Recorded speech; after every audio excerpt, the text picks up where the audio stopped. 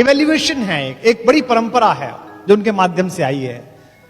हम लोग विदेश से बहुत प्रभावित होते हैं। अगर मैं आपसे पूछूं कि मनुष्य का विकास कैसे हुआ, तो इस हॉल में बैठे हुए 90% लोग ये कहेंगे कि डार्विन की थ्योरी ऑफ एवोल्यूशन है साहब, डार्विन की थ्योरी ऑफ। हम अपना धर्म नहीं पढ़ना चाहते, अपनी चीजें नहीं पढ़ना चाहते, हम गीता नहीं पढ़ना चाहते, हम कुरान शरीफ नहीं पढ़ना चाहते, हम दशमेश पिता का ज्ञान जो गुरु के रूप में उपलब्ध है उसे नहीं पढ़ना चाहते। कहने का तात्पर्य यह है कि हम धर्म को मानते हैं पर धर्म की नहीं मानते।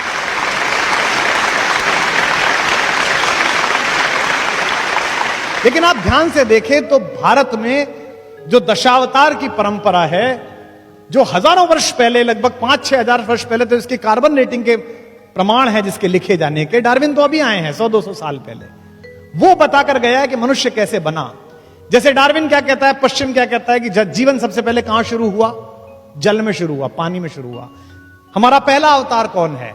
मत्स्य अवतार, मीन, मछली कहां पैदा हुई? पानी में पैदा हुई। फिर उसके बाद कहता है कि आगे बढ़ी थोड़ी सी प्रकृति, तो एक ऐसी चीज पैदा हुई जो पानी में और जमीन पर दोनों चल सकती थी। क्या नाम है उसका? कछुआ, कच्छप अवतार। मीन, कमठ, सूकर, नरहरि। उसके बाद क्या आया? तीसरी चीज जो पानी, जमीन और कीचड़ तीनों को भेज सकता है, वो कौन है? वराह अवतार, जिसे कहते हैं सूकर। और उसके बाद मनुष्य बनना प्रारंभ हुआ, लेकिन पूरा नहीं बना। आधा पशु रहा, आधा मनुष्य बना। कौन बना? नरसिंह अवतार। देखिए थ्योरी ऑफ एवोल्यूशन चल रही है, अपने आप चल रही है, जो विदेशी समझ में नहीं आए। यहां तक आधा मनुष्य बना, अब पूरा मनुष्य बनेगा, लेकिन पूरा नहीं बन रहा, वो छोटी हाइट का बन रहा है। कौन पैदा हुआ? वामन अवतार। वो छोटा है, उसकी हाइट अभी बड़ी नहीं है। वामन के बाद कौन हुआ? एक ऐसा पुरुष जिसे कहते हैं केवमैन, गुफा मनुष्य, जो कम कपड़े पहनता है, गुस्से में रहता है, हर समय कुलाड़ा हाथ में लिए लेता है, जिसका अपनी इंद्रियों और अपने क्रोध पे काबू नहीं है, जो अपने पिता के कहने पर मां की तरफ कुल्हाड़ा लेके चल देता है। कौन पैदा हुआ? परशुराम पैदा हुआ। देखिए आप, आगे चल रही है, जिनको समझानी पड़ी लक्ष्मण को कि ज्यादा उंगली मत दिखाओ, यहां कुम्हड़ बतिया को नहीं।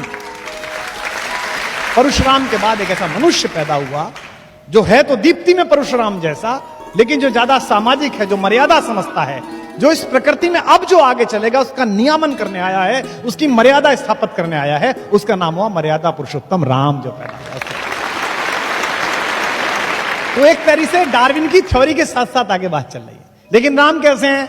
राम शांत रहते हैं, प्रिंस चार्मिंग हैं, मुस्कुरा देते हैं, ज्यादा गुस्सा आते हैं, बड़े सीधे हैं, बड़े सरल हैं, सीधी बात करते हैं, विनम्र हैं। जब उनसे कहते हैं लक्ष्मण कि आप कब्जा क्यों नहीं कर लेते हो, मैं प्रतिमा नाटकम पढ़ रहा था, उसमें मैं देखा, तो उन्होंने कहा 3 तरह के पातक होते हैं। जिस पिता ने रक्त दिया है उसके खिलाफ जाऊं, ये एक पातक है। जिस मां ने मुझे सगी मां से भी ज्यादा प्यार से पाला है, उसके खिलाफ जाऊं, ये एक पातक है। और पाप जिसकी सोच की सीमाओं के बाहर खड़ा होकर पराजित भाव से देखता है, उस भाई भरत के खिलाफ जाऊं, ये भी एक पातक है। तू मेरा भाई है, बता दे कौन सा पातक करके मरूं, बता कैसे करूं। वो राम पहले सामाजिक व्यक्ति हैं। तो राम का डीएनए जो है वो रिसेशन का डीएनए नहीं है, वो इवोल्यूशन का डीएनए है। इसलिए उनमें अपने घर के सारे लक्षण हैं। उनके एक पूर्वज है दिलीप, जिन्होंने गाय को बचाने के लिए अपना जीवन उत्सर्ग कर दिया। सच्चे वाले गौपालक थे, वो ऐसे वाले नहीं जो आजकल घूम रहे हैं, अच्छे वाले गौपालक। वो उसकी तरह गौ प्रेमी है, गाय को बचाने का संकल्प कहते हैं। विप्र धेनु सुरहित लीन मनुज अवतार, तुलसीदास जी ने कहा विप्र धेनु और देवताओं और संतों के हित में अवतार लिया है। दूसरे, वो अपने सबसे पुराने पूर्वज हरिश्चंद्र, जिन्होंने मणिकर्णिका घाट पर अपनी पत्नी से टैक्स मांग लिया था, और जब उन्होंने उस साड़ी को फाड़ा, वहीं से सतयुग के समापन की घोषणा हुई।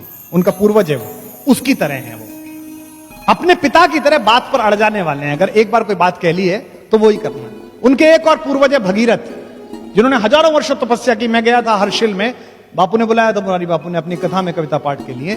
हरिशिला वो जगह है, हर्षिल गंगोत्री के पास, जहां बीच गंगा में भगीरथी की धारा में एक बहुत बड़ी चट्टान फंसी हुई है। उसके ऊपर बैठ के हजारों साल तप किया, ऐसा सुनते हैं। तब जाकर गंगा प्रकट हुई और पृथ्वी पर आई, मोक्षदायिनी बनी। उनमें भगीरथ जैसी इच्छा भी, इसलिए उनका वंश इक्ष्वाकु वंश कहलाता है। संस्कृत के विद्वान लोग यहां पर बैठे, ईख को इक्ष्वाकु कहते हैं, इक्षु कहते हैं ना ईख को। ईख क्या है? ईख अकेली